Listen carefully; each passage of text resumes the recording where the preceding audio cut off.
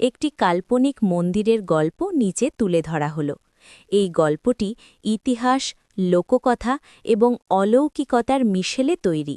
ছায়াহীন শিখর, এক বিস্মৃত মন্দিরের মহাকাব্য। প্রথম পর্ব, অহংকারের বীজ। অনেক অনেক কাল আগের কথা। তখন বঙ্গদেশের উত্তর সীমান্তে, যেখানে হিমালয়ের পাদদেশ সমতলের সবুজ গালিচায় মিশেছে, সেখানেই ছিল এক সমৃদ্ধ রাজ্য। নাম তার চম্পকনগর। চম্পকনগরের রাজা ছিলেন প্রতাপাদিত্য। তার শৌর্য বীর্যের কথা 10 দিকে ছড়ানো ছিল। ধনে ধান্যে পূর্ণ তার রাজ্য। প্রজারা সুখী, কিন্তু রাজার মনে শান্তি ছিল না। কারণ মানুষের মন বড় বিচিত্র। যখন সব পাওয়া হয়ে যায়, তখন সে এমন কিছুর পেছনে ছোটে যা অধরা। রাজা প্রতাপাদিত্যের মনে হল, তিনি তো নশ্বর, আজ আছেন কাল নেই। কিন্তু এমন কিছু কি করা যায় না, যার জন্য মহাকাল তাকে মনে রাখবে? 1000 বছর পরেও মানুষ তার নাম জপবে? মন্ত্রীদের পরামর্শে তিনি ঠিক করলেন, তিনি এমন এক মন্দির নির্মাণ করবেন যা পৃথিবীর আর কোথাও নেই। এমন মন্দির যার চূড়া মেঘ স্পর্শ করবে, যার কারুকার্য দেখে স্বর্গের দেবতারাও ঈর্ষান্বিত হবেন। রাজা ঘোষণা দিলেন, সমগ্র আর্যাবর্তের শ্রেষ্ঠ স্থপতিদের আহ্বান জানাও। যে আমার মনের মতো মন্দির গড়ে দিতে পারবে, তাকে আমি আমার ওজনের সমান স্বর্ণমুদ্রা দেব। আর যদি কেউ ব্যর্থ হয়, তবে তার শাস্তি হবে মৃত্যুদণ্ড। এই কঠিন শর্ত শুনে অনেক প্রবীণ স্থপতি পিছিয়ে গেলেন। কিন্তু লোভ এবং শিল্পের নেশা বড় সাংঘাতিক। বহু দূর দেশ থেকে শিল্পীরা এলেন, নকশা দেখালেন, কিন্তু রাজার মনোপুত হল না। অবশেষে একদিন রাজদরবারে এসে উপস্থিত হলেন এক বৃদ্ধ। তার পরনে জরাজীর্ণ বস্ত্র, চোখে এক অদ্ভুত দীপ্তি। নাম তার সোমদত্ত। তিনি কোনো সাধারণ স্থপতি নন। লোকে বলে, তিনি নাকি পাথরের সঙ্গে কথা বলতে পারেন। সোমদত্ত রাজার দিকে তাকিয়ে বললেন, মহারাজ, আমি আপনার মন্দির গড়ব, কিন্তু আমার 3টি শর্ত আছে। রাজা কৌতূহল নিয়ে বললেন, কি শর্ত? সোমদত্ত বললেন, প্রথমত, মন্দির তৈরির জন্য আমাকে 12 বছর সময় দিতে হবে। দ্বিতীয়ত, এই 12 বছর মন্দিরের চারপাশের 1 যোজন এলাকার মধ্যে কেউ প্রবেশ করতে পারবে না, এমনকি আপনিও নন। আর তৃতীয়ত, মন্দিরে কোন দেবতার বিগ্রহ থাকবে তা আমি স্বপ্নের মাধ্যমে নির্বাচন করব। আপনি তাতে হস্তক্ষেপ করতে পারবেন না। রাজা প্রতাপাদিত্য কিছুটা ক্ষুণ্ণ হলেন, কিন্তু বৃদ্ধের আত্মবিশ্বাস দেখে রাজি হয়ে গেলেন। চম্পকনগরের উত্তর প্রান্তে কৃষ্ণারণ্য নামক এক ঘন জঙ্গলের ভেতরে নির্ধারিত হল সেই মন্দিরের স্থান। দ্বিতীয় পর্ব, কৃষ্ণারণ্যের কান্না। কৃষ্ণারণ্য ছিল এক রহস্যময় বন। দিনের বেলাতেও সেখানে সূর্যের আলো মাটি স্পর্শ করতে ভয় পেত। সোমদত্ত তার 100 জন বিশ্বস্ত শিষ্যকে নিয়ে সেই বনে প্রবেশ করলেন। শুরু হল এক মহাযজ্ঞ। প্রথম 3 বছর কেটে গেল শুধু উপযুক্ত পাথর খুঁজতে। সোমদত্ত সাধারণ পাথর দিয়ে মন্দির গড়তে চান না। তিনি খুঁজছেন নীলকণ্ঠ পাথর, এক বিরল গ্র্যানাইট যা চাঁদের আলোয় নীল আভা ছড়ায়। কথিত আছে, এই পাথর অত্যন্ত জীবন্ত। হাতুড়ির ঘায়ে এই পাথর থেকে নাকি কান্নার শব্দ বের হয়। গভীর অরণ্যের এক গুহায় সোমদত্ত সেই পাথরের সন্ধান পেলেন। বিশাল এক পাহাড়ের বুক চিরে সেই পাথর বের করা হল। যখন প্রথম ছেনি আর হাতুড়ির আঘাত সেই পাথরে পড়ল, তখন এক অদ্ভুত ওঙ্কারের মতো শব্দে কেঁপে উঠল পুরো বন। সোমদত্তের শিষ্যরা ভয় পেয়ে গেল, কিন্তু বৃদ্ধ শিল্পী বললেন, ভয় নেই, এ পাথর কথা বলছে। এ পাথর মুক্তি চাইছে, পাহাড়ের জঠর থেকে।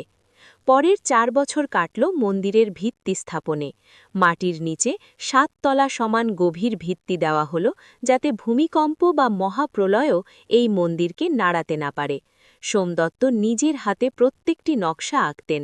মন্দিরের গায়ে খোবাই করা হতে লাগল মহাভারতের দৃশ্য, স্বর্গের অপ্সরাদের নৃত্য আর নরকের বিভীষিকা। কিন্তু অদ্ভুত ব্যাপার হল, সোমদত্ত মন্দিরের গায়ে কোনো যুদ্ধের দৃশ্য খোদাই করলেন না। তিনি খোদাই করলেন শুধু প্রেম, করুণা আর ত্যাগের গল্প।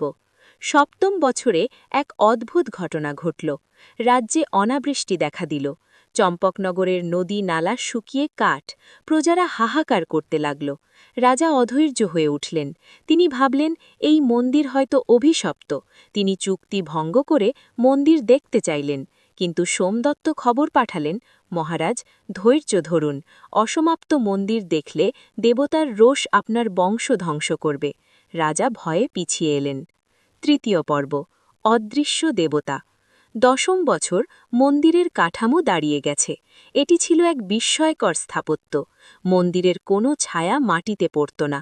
সূর্যের অবস্থান যেদিকেই থাক, মন্দিরের স্থাপত্য এমন জ্যামিতিক মাপে তৈরি ছিল যে তার ছায়া নিজের কাঠামোর মধ্যেই বিলীন হয়ে যেত। তাই লোকমুখে এর নাম হয়ে গেল ছায়াহীন মন্দির। কিন্তু মূল সমস্যা দেখা দিল গর্ভগৃহের বিগ্রহ নিয়ে। সোমদত্ত ধ্যানে বসলেন। তিনি কার মূর্তি গড়বেন? বিষ্ণু, শিব নাকি দেবী দুর্গা?